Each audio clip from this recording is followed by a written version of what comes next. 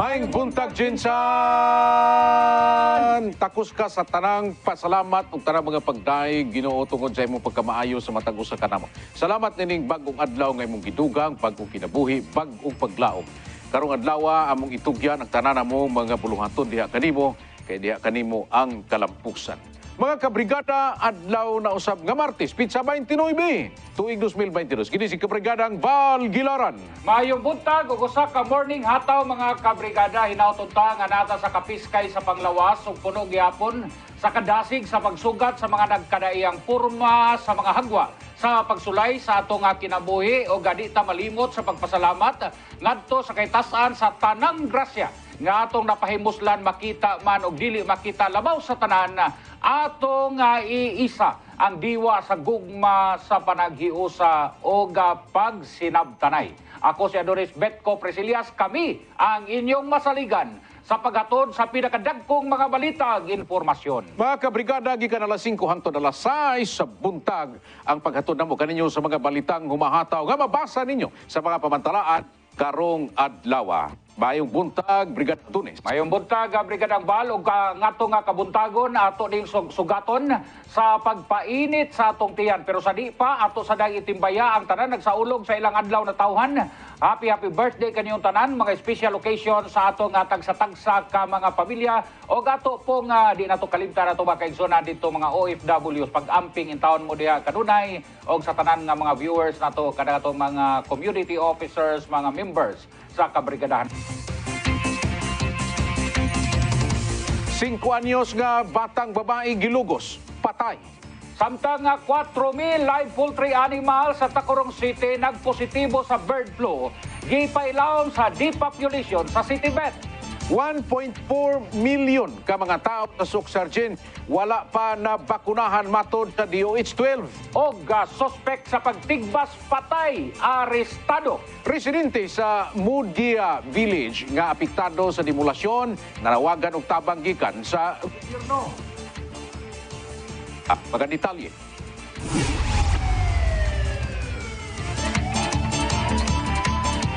Kini ang nahimong pamahayag sa magulang sa biktima. Nga si Idmar Muicos, senador, 50 anyos, panday sa kamatayon sa iyahang 5 anyos nga manghod, human gilugos o gipatay. Milabay nga adlaw sa Purok City Phase 1, Lanton, Barangay Apupong, General Santos City, sabay kasagbutan nga bahin tapad lang sa ilang balay. Nakit-an ang biktima nga nakataas na ang sinina, walay pang suot sa ilalom nga bahin ang iyahang lawas, dunay nakabutang nga trapo sa iyahang baba ug dunay agi sa dugo ang pribadong parte sa lawas nini.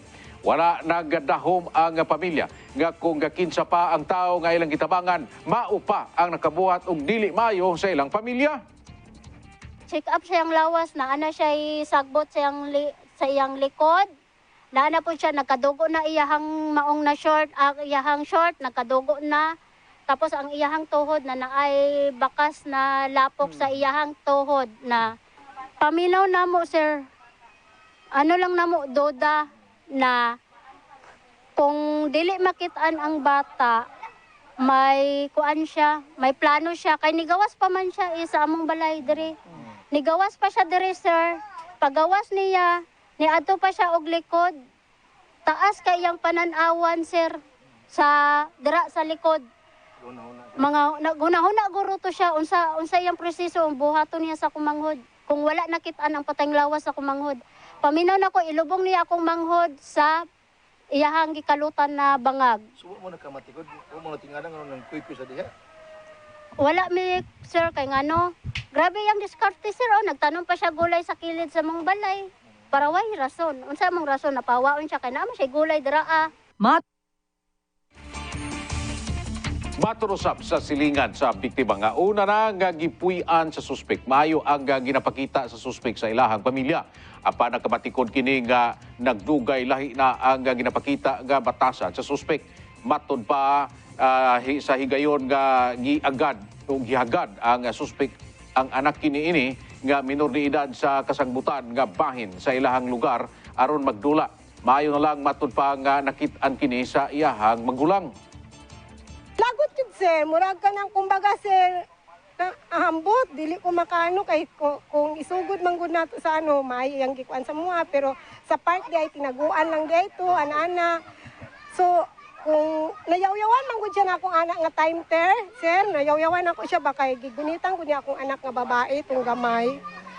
Iya jung apurahon pakaon, yung ko nga ni anak pud akong anak nga lalaki tong ulitaw nga.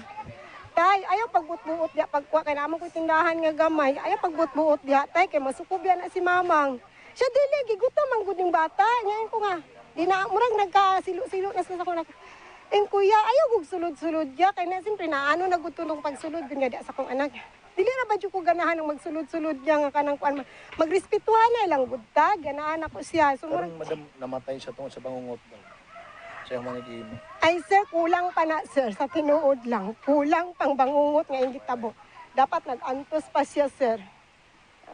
Wala pa siya Basta sir, dili lang ko makaano sir, kay katong bata, doon man po dito sa mga atong bata sir. Kulang pa to yung gihimo. Kulang pa to yung gimo sir, kanang gingon niya, giurom, kulang pa yun na sir. Di pa na Di ka bayad. di pa kabayad sir. Di pa kabayad sa mga gibuhat niya. Niadtong September sa balibag tuig nagsugod og puyo sa ilaha ang suspek.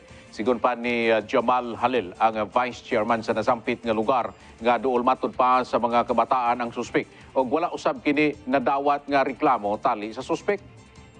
Si Kuan, amo to kay nadungog na ako nga mga istorya-istorya nga ang suspect na apod diri sa sulod diri sa Purok 7. Amo to giingnan na akong mga igsuon nga ayaw lang mogsaba kay basi makatakas siya.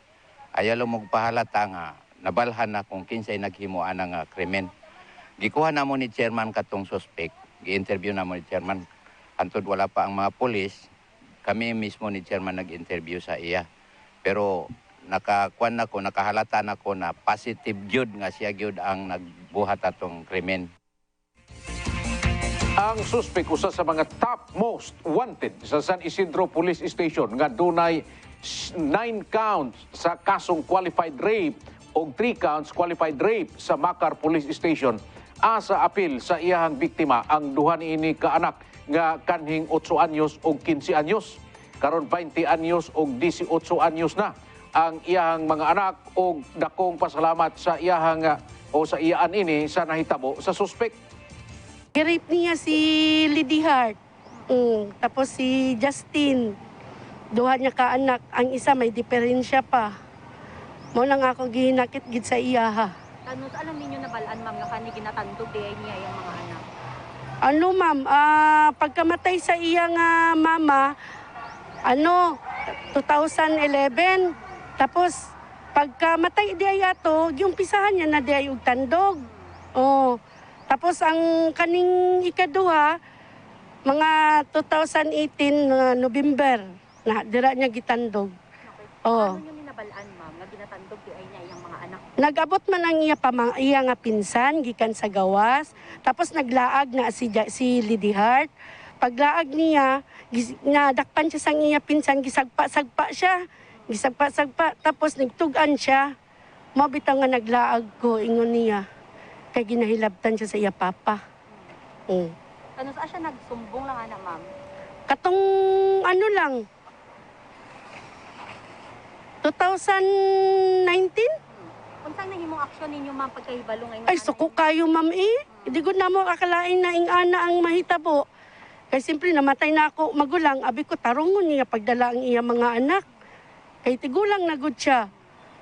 Sunod, maura di ay nangamo na balaan. Suko kayo, ma'am, biskan kinsa nga mga relatives namon. Ang iya gani igsoon mismo, ma'am, pagkabalo.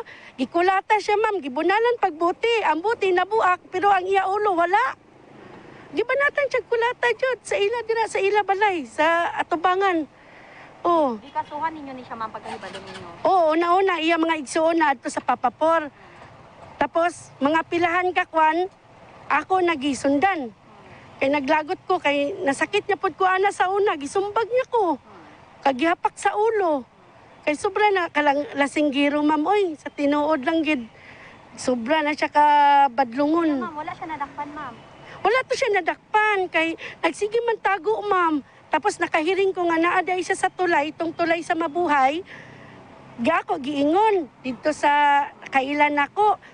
Pagkahuman, nawala naman po siya.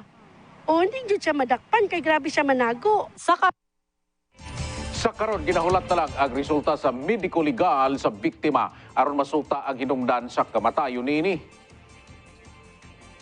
Samtang alas 7 kagahapon sa buntag sa dihang nagpahigayon og inspeksyon ang jail guard sa Makar Police Station sa mga priso, gitawag nini ang suspek alang sa attendance. Apan wala na kini mitubag, mao gisulod og gipukaw, apan wala na galihok o gaginhawa. Gilayon kini nga gidala sa ospital apan gideklara na kini nga dead on arrival sa doktor. I-check pagkabuntag, i-check niya usab kay mag-conduct siya head count po ito nga kita niya nga lifeless na ang atong isa ka PUPC. Actually sir, wala pa ang result sa ato ang medical examination nga gigawa sa ato ang doktor. So paabot lang ta sir kung unsay resulta. Salamat ang pamilya sa mga biktima o sa nabiktima nga suspek nga nahatagan sila og hustisya. Tungod sa akong igsuon na nahatagan og hustisya ang mga kabataan na iyang nabiktima. Labaw na sa iyang anak na nabalitaan ako ang iyang anak daw ang iyahang gikonsumo daw nabalitaan ako. Ako napasalamat na lang pod ko sa nahitabo sa kay Idmar para wala na siya ilain na mabiktima. Kaya naman ma'am, nakaingon ka ngayon. Kay nakurat gid ko kagaina. Kagaina lang gid ko nakurat nga ika-3 day ng bata nga namatay. So di ko gid mamba madawat nga ing ato iya gihimo sa bata. Sa pagkakaroon, ginahulat na lang sa kapulisan ang resulta sa post-mortem examination sa suspect aron mahibaluan ang hinungdan sa kamatayon ini. Pagkahibalo o napahibalo na usab sa inahan sa biktima, ang anaa karon na narbaho sa Maynila, ang nahitabo o ginahulat na lang nila ang pag-uli nini. Tindaghana na may biktima, mga kabrigada, espiritu sa pedopilya. Mga kaigsunan, anana ang atura sa alas 5:19 na o kining oras atod kaninyo sa Maksan na Kapsul. Arestado sa gikasa nga hot pursuit operation ang suspect sa pagpanigbas patay sa usa ka lalaki sa Glan, Sarangani Province, milabayng adlaw. Migula sa investigasyon. Sa gipahigayon sa kapulisan sa Glan nga dunay wala pagsinabtanay sa mga biktima tali na ni Hiralda Chris Yang Masalon, 28 anyos, o ang suspect nga si Arnel Lumayal Matindo, 21 anyos, nga may resulta sa pagpanigbas patay. Gilayong gidala sa ospital ang biktima apan gideklara kini nga dead on arrival sa doktor. Anana karon sa Glan Municipal Station ang suspect nga og giandam usab ang kasong murder batok kaniya. Dahil sayo sa buntag mga kabrigada, siguraduha nga mapainitan ang imong tiyan pinagi sa pag-inom og Maksan Coffee. Maksan Coffee, Maxhealthy, Maksarap ang atong kabutagon. Nagkadugo ang driver sa motorsiklo nga si Ramer Carumba. 47 anyos, residente sa Nurala o Nurala South, Cotabato. Human kini may bangga sa pick-up truck nga gimanihuan ni Jupri Gamuita. 41 anyos, residente sa Oringo Subdivision, Barangay City Heights, Jinsan. Kaya naitubo ni kahapon, March 27, 2022, mga 9:30 sa gabi, kaning involved ani Toyota Hilux and Honda na motorcycle. So, ang Toyota Hilux ani going Jollibee Lagaw, while ang Honda na motorcycle is going Robinson Mall of Jensen. And then pag-abot ani diri sa intersection sa may Capareda Street, nagliko, nag-left turning Toyota Hilux. And then sakto pag left turn niya, approaching po ding Honda nga motorcycle, na bump niya ang rear portion right side sa Toyota Hilux, sinungdan nga nabangga gid sila, and then nag-sustain og mga injuries ning driver sa motorcycle. Kadugwa ang driver sa motorsiklo nga si Ramer Karumba, 47 anyos, residente sa Nurala, South Cotabato. Human kini mibangga sa pick-up truck nga gimanihuan ni Jopri Gamwita, 41 anyos, residente sa Oringo Subdivision, Barangay City Heights, Jensan.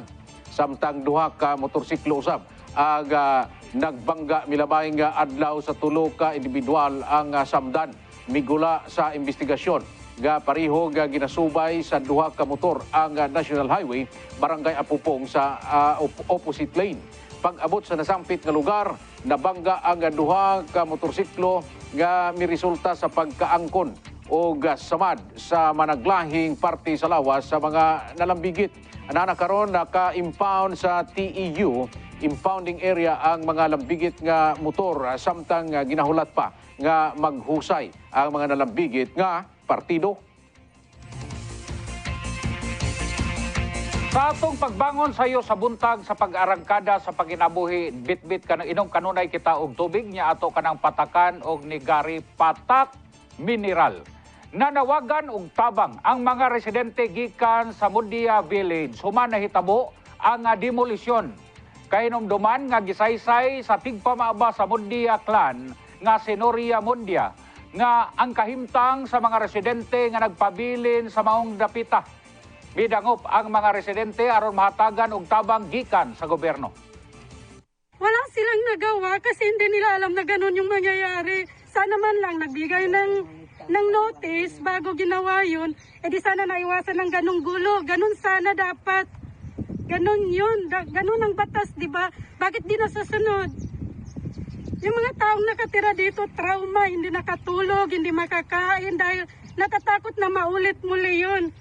Tatay Digong, mga ayo migtabang si imo no kay nga agi dimulis mi diri nga walay court order sa taas. Umimo lang tabangi mi diri kay ang among mga balay diri gipangguba pati ang among hayop gipangkawat. Tanan-tanan sa sulod sa balay, daghan na damage diri sa moong balay sa kuang balay nga gipangkuha sa mga di na mo mailan nga mga tao nga mga bandido nga lusong diri nga nagdimulis nga walay court order sa korte. Kung kasamua may katabang ka, mas lalo nagpasalamat mi sa imo kung may hatag ka. Tima kami ng maling demolisyon. At ngayon wala kaming matulugan. Kaya humingi kami sa iyo ng kahit kunting tulong lamang.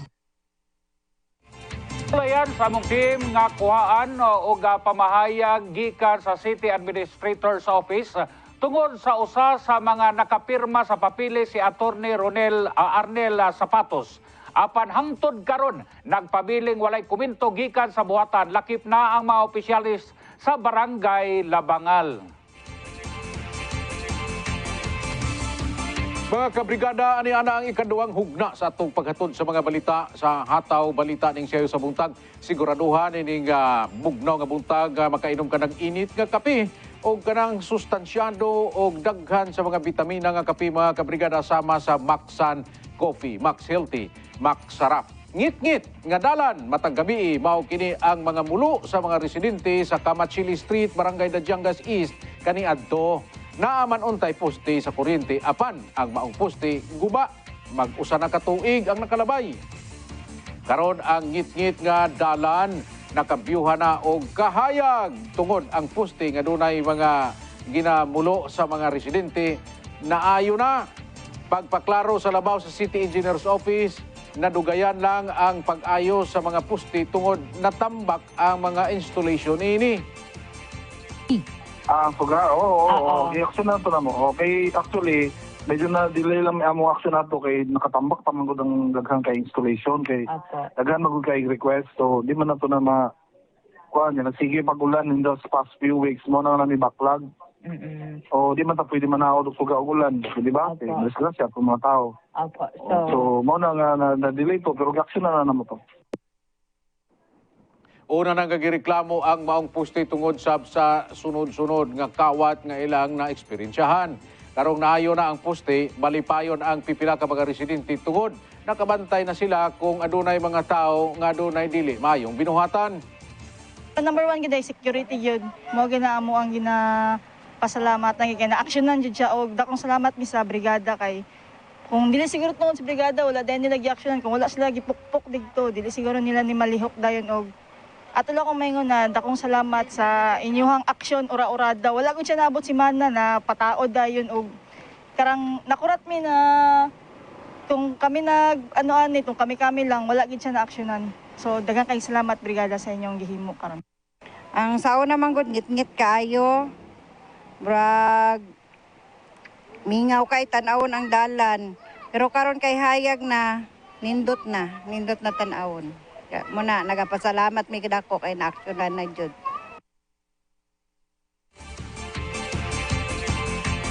Wala na bakunahan ang sagad matod pa namatay tungod sa COVID-19 sa Soc-Sargen Region. Base sa datos sa Department of Health kon DOH-12, adunay vaccinated nga namatay apan tungod kini sa gihambin nga sakit susama sa cancer, hypertension, diabetes ug uban pang mga baletian. Ang Soc-Sargen Region adunay 2,556 COVID-19 related death base sa ulahing datos sa DOH-12. Ang probinsya sa South Cotabato ang naka-record og labing taas nga mortality sa gisundan sa North Cotabato ug Jensan ang capital city. Sa karon, anaa sa 35.80% kun 1,445,918 ang katao sa rehiyon ang nagpabiling unvaccinated.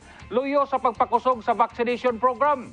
Anausab sa 2,312,894 ang fully vaccinated gikan sa target population nga mukabat sa 4,038,662. Kay baluan nga una na nga nanawagan si Arjo Ganguso, tigpamaba sa Department of DOH-12 nga ngayon mabakunahan ang tanan isip dugang proteksyon batok sa virus. Dugang pa sa mga balita, hugot ang pagmonitor sa Commission on Election kon Comelec Kidapawan City sa mga campaign materials nga illegal nga nakadikit sa mga nagkadaiyang lugar sa syudad. Kini sumala sa pamahayag ni Kidapawan City Elections Officer Angelita Failano. Sigunini dugay na nga nagpasidaan ang mga kandidato o napasidaan ang mga kandidato nga dunay common posters area kung asa dito lamang sila gitugutan nga makadikit sa ilang mga campaign materials.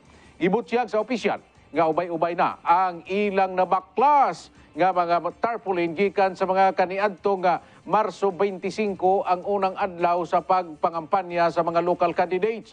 Ibutyag nini nga hangtod sa kasamtangan daghan pa sa kadalanan ang mga nakabalandra nga mga tarpaulin leaflets hinungdan nga dili nila daling mahuman ang pagbaklas. Nagpahimang nousab si Failano ngadto sa mga kandidato o supporters nga tumanon ang mga nakatakda nga guidelines ilabi na ang tamang pagdikit sa ilang mga materialis. Ana-ana sa kapin 4,000 ka mga live poultry animals sa Tacurong City ang nagpositibo sa H5N1 kung avian influenza kung bird flu. Ang gipailawom sa depopulation sa City Veterinary Services Office. Ang 160 ka mga poultry farms sa siyudad nagikan sa barangay New Carmen, San Antonio, Kalandagan, Baras o barangay Rajamuda.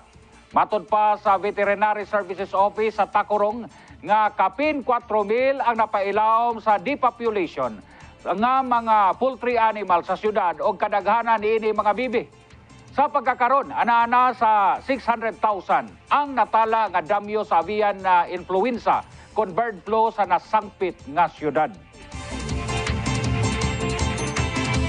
Mga kabrigada, ang imong tubig nga mainom, malagbuntag siguraduha nga mapatuluan nimo o mapatakan nimo og nigari. Diya sa nigari, mga kabrigada, imong makuha ang 91 ka mga mineralis nga makahatag og kaayuhan sa imong mga panglawas. Nigari, patak, mineral, nagpabilin nga avian influenza kon bird flu free ang South Cotabato base sa mga negatibo nga mga resulta sa blood samples testing nga gipahigayon sa probinsya. Matod pa kang Dr. Flora Bigot, ang South Cotabato Provincial Veterinary Officer nga matag simana ang testing o ilahang gina-prioritize ang pipila sa mga banwa o lungsod nga duol sa lugar nga dunay taas kung naay natala nga mga kaso sa bird flu. Dugang panini nga ang mga katapad nga mga 5 ka mga barangay sa Tantangan ang negatibo sa Balatian apil ang 3 ka mga katapad nga mga barangay sa Nurala ug pipila ka barangay sa Rajamuda, New Pasi ug Baras.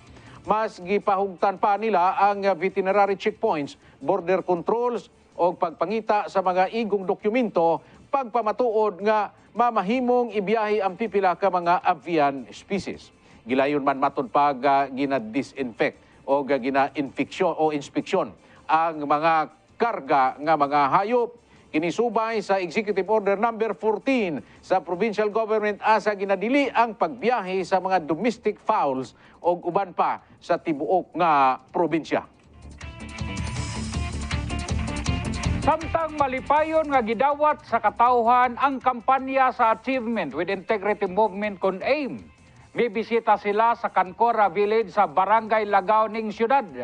Kalipay o nalipay ang katawhan ingon man ang mga kabataan sa dihang nga gisugat nila ang mga kandidato. Ang 65 anyos nga si Prisi Emosyonal nga gipaambit ang iyang kalipay sa dihang nakit-an ang partido sa maong dapit o milabay sa iyang pwesto nga gulayan tungod kay matod niya sukad pa man sa una hangtod karon supporter kini sa partidong AIM. Aton nga kwan nga nang maayo magdumala sa aton nga siyudad, ma'am. Ko gusto ko nga makatapos man tani sila sa pag-iskiyudan man mo kayo wala na ang iyang tatay masakiton. Oh, hindi gid ko makalimot, ma'am. Nabasi sab ni Nanay Prisi nga ang siyudad sa Jensan nagkinahanglan og liderato nga makatabang kanila o sa mga tao nga nakasinati og ditiaw nga kalisod. Labi na karon isip tindera sa gulay ug dunay ginaalimang bana nga bedridden nga dunay sa dugayng panahon. Walay laing pangandoy o damgo si Nanay Prisi nga mahatagan siyang taas nga kinabuhi og maayong panglawas tungod kay mao lamang kini ang nahabiling pamaagi aron mabuhi ang pinaagi sa pagtinda og mga gulay.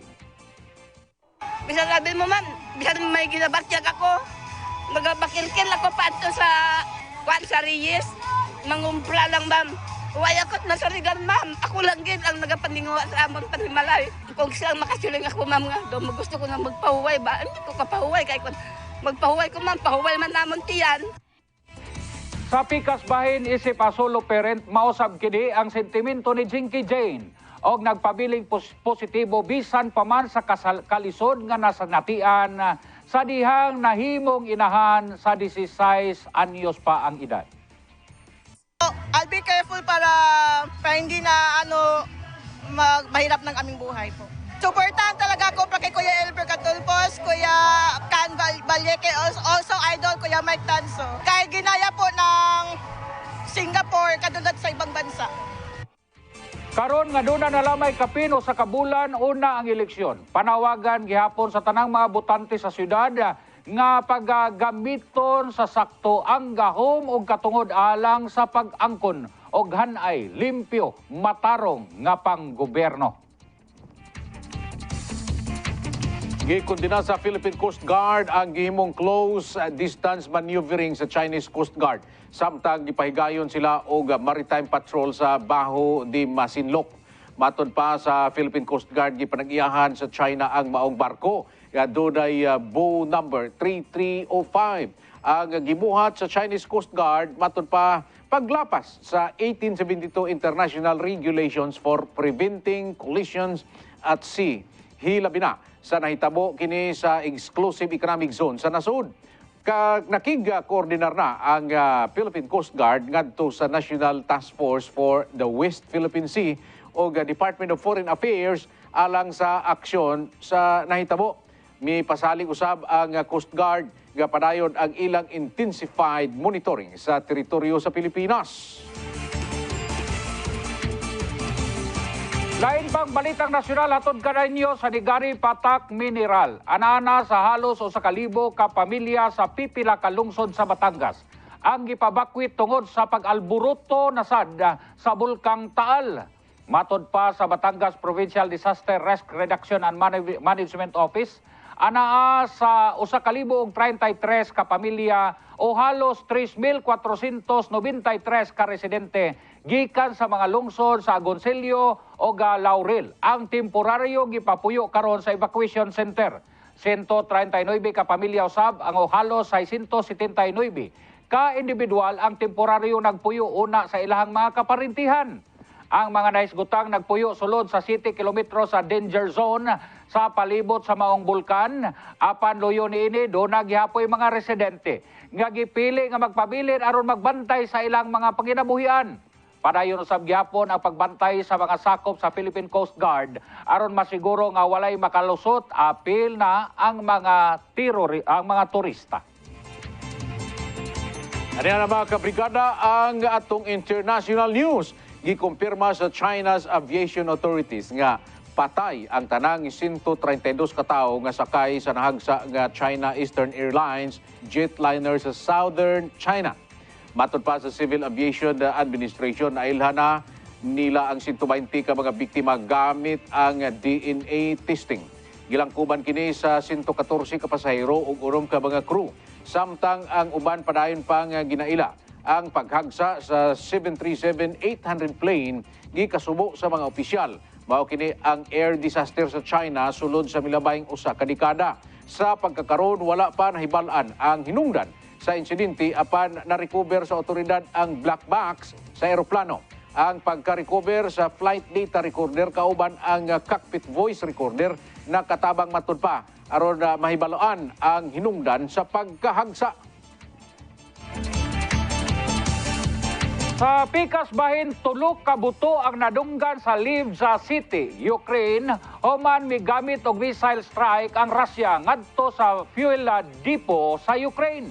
Nahitabo kini pipila lang ka oras una ang pangulo nga si US President Joe Biden sa Pulan.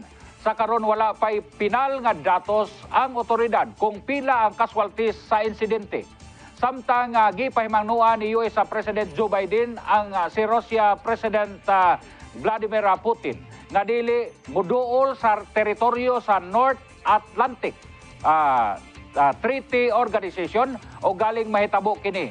Dili matod pa magduha-duha og buhat og lakang ang NATO og Estados Unidos patok sa Russia. Encuentro alas 4 ngadto sa alas 6 ug sundan kini sa Ronda Brigada. Kini na lamang si Adonis sa Betco Presilias manamili tong maingon, Generals, let us aim for a better life. Aim the Jensen dream. Uban ta, kuyog ta, usara ta. Atong ubanan paglupad ang agila sa Jensen ngadto sa dili tiaw o walay kinutuban nga diwa sa pagpangalagad. Bit-bit ang limpyo ug matarong nga panggobyerno nga adunay integridad.